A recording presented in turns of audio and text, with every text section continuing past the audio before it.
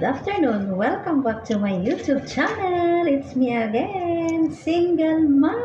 Nandito na naman tayo, guys. Kumusta ang araw natin ngayon? At ito as usual. Walang pagbabago. Kusina pa rin. Ayan. Alam nyo guys, gagawa ako ng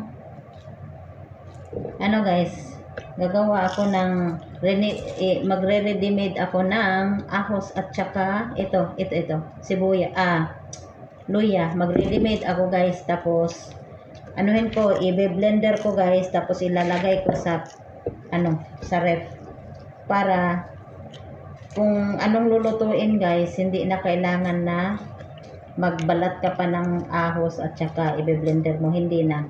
So kukunin mo lang sa ref guys. Ayan, sandukin mo lang sa kutsara as long as gusto mong marami o konti. Pero guys, hindi to pag nito guys, kasi ito 3 piraso to buo ng ulo ng ng ahos. Tapos hugasan ko to guys. Tapos anuhin ko na sa tissue kasi kailangan na dry talaga siya bago siya i-blender. Pero pag i-blender mo na siya guys, lagyan mo siya ng olive oil para hindi siya masisira sa ref kahit ilang linggo pa siya. Ayan. Gagawa ako nito guys. Gusto talaga ng amo ko kasi minsan hindi na siya hindi na niya kailangan bumili sa sa tindahan, sa market. Hindi na niya kailangan bumili kasi gumawa ako nito. Nung time kasi bumili siya, sabi ko, ang dali naman siguro nito gawin. Parang lang siya Parang lang siya, ahos lang at saka tapos inano ko talaga kung anong mga niya. So madali lang pala. Ito lang pala, ito ahos, tapos lagyan siya ng oil konti, olive oil, tapos lagyan siya ng ahos. Tapos i-blender dito guys. So nagiging siya. Para din siyang nasa yung sa market na binibili. So ayan. I-ready-made ko. Kasi nung time guys na gumawa din ako nito, mag 3 weeks talaga yung ginamit ko guys. Nung isang araw lang naubos. So kaya gumawa ako ulit. Ito yung sisidlan ko guys. Ayan, ito yung sisidlan ko. Puno talaga to guys. Ayan. Madali lang siya gawin kung gusto nyong maggawa ng ganito.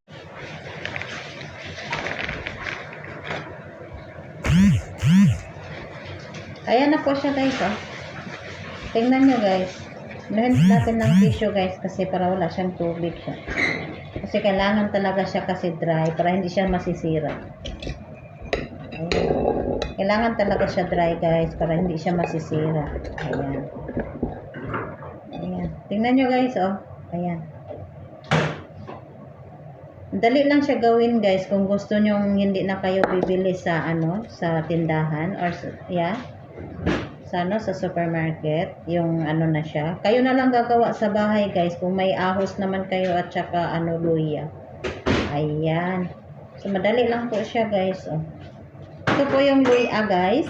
Depende din sa iyo guys kung gaano karami yung gagawin mo. At saka ito, 3 ulo po ito guys. Hindi siya masyado malaki yung ulo ng ahos. Kunti lang kasi maliit lang yung lalagyan ko guys. Meron pa pala. Kala ko wala ng luya. Meron pa pala. So anuhin natin to guys.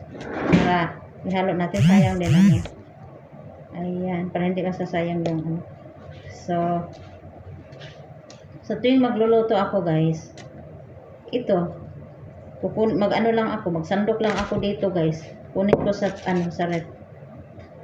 Ayan. So kailangan din kailangan yung sisidlan mo super dry siya. Ayan, hugasan natin ito.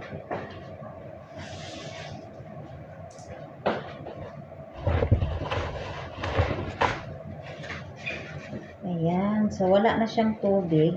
Ayan, super dry na talaga siya guys. Ayan. Ayan. Alam mo ba yung amo ko bumili ng yung ganito, ready-made na siya. Na siya sa supermarket. Ang mahal guys, tapos Madali lang siyang maubos.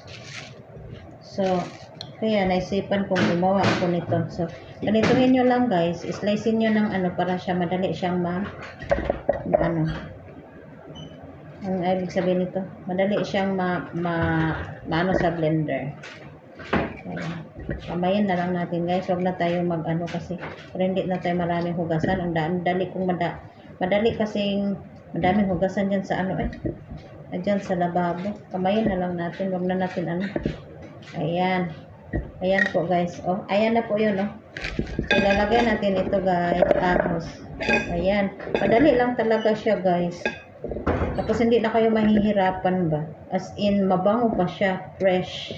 O, diba? Kasi kayo na mismong gumawa. O, ayan. So,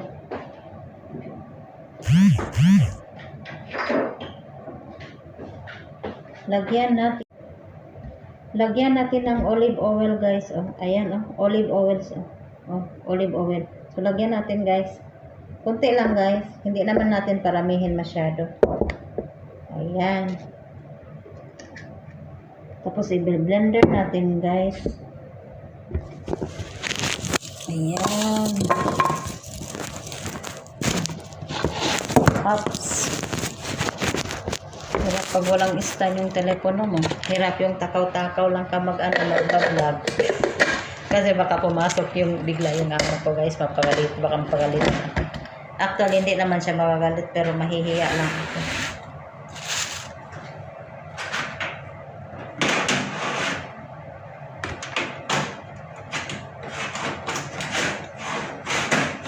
Ayan. Oops.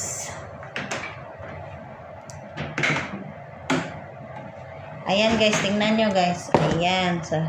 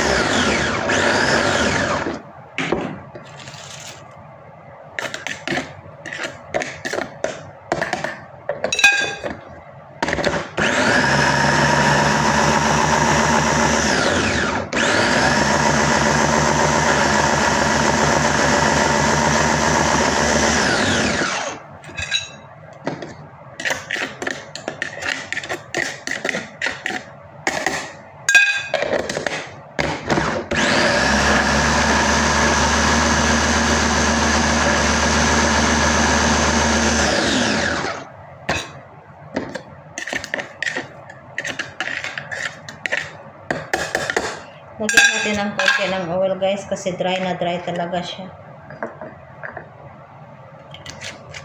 Super dry.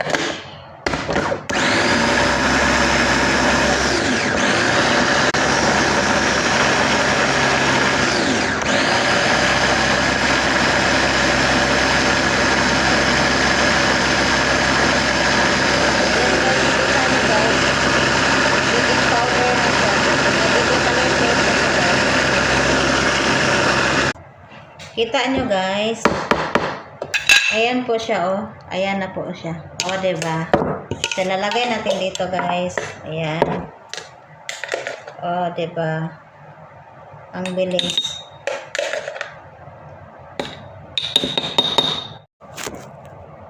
So, andito na po siya guys. O, diba? O, diba? Parang ano lang. Parang bumili ka lang sa ano. Sa ano to? Sa supermarket. Ayan. Ayan, di ba? Ang cute. Ang cute ng sisidlan. So, kung magluluto ka guys, sandukin mo lang sa kutsara. Pero, kailangan yung kutsara pag sandok mo, yung dry siya para hindi talaga siya masisira. So, magagamit mo siya. Pang matagalan to siya guys. Pang matagalan to siya.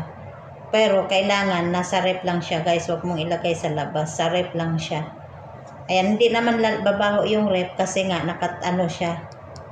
Nakalagay siya sa may ano siya ba, may cover siya. Ayan, may takip siya. Pero kailangan yung ano glass siya, glass ng ano. Yung parang ganito, hindi plastic para hindi siya mag-ano. Ayan, 'di ba? Hindi na kailangan ng amo kong bumili. Pangalawang beses na to guys, ginawa ko. Sobrang saya talaga ng amo. Sabi niya, "Uy, marunong ka pala." Sabi ko, madali lang naman yan. Diba? Kasi hindi na, bumili sana siya nung ano. Sabi ko, wag na kasi may ginawa ako. Ayan. Kaya nagtaka siya sa akin kung bakit hindi na daw ako nagsabi sa kanya, bibili daw ako ng gano'n. Sabi ko, hindi na kasi gumawa kasi ako.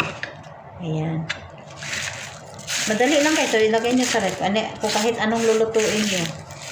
Hindi nyo na kailangan na magbalat pa kayo ng ahos, magano pa kayo ng luya. Kung marami naman kayong luya at saka ano dyan, ahos, nako, gagawa lang kayo, mag-ready-made lang kayo, tapos lagay nyo sa ref.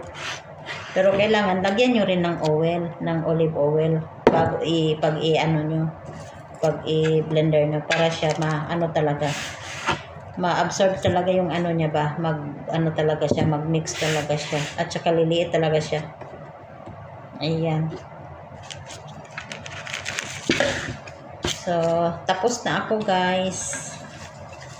So, ang gagawin ko po ngayon, mag-ano ako ng manok guys. Maghiwa na naman ako ng manok guys. Luto na ako guys kasi hapon na. Hapon na guys. Wala na akong oras para magbablog guys. Tapos na ako. So, hanggang dito na lang guys. Yun lang yung pinapakita ko sa inyo guys. Ito lang yung binablog ko guys. Wala na kasi magluluto na ako guys. Wala na rin kasi akong oras guys. Maghabulan naman ako ng oras. So hanggang dito na lang ako guys. Magpapaalam na ako sa inyo. Bye bye guys. Siya nga pala, don't forget to subscribe my YouTube channel. Maawa naman kayo sa akin guys. Kasi tulong nyo na rin sa akin. Bye!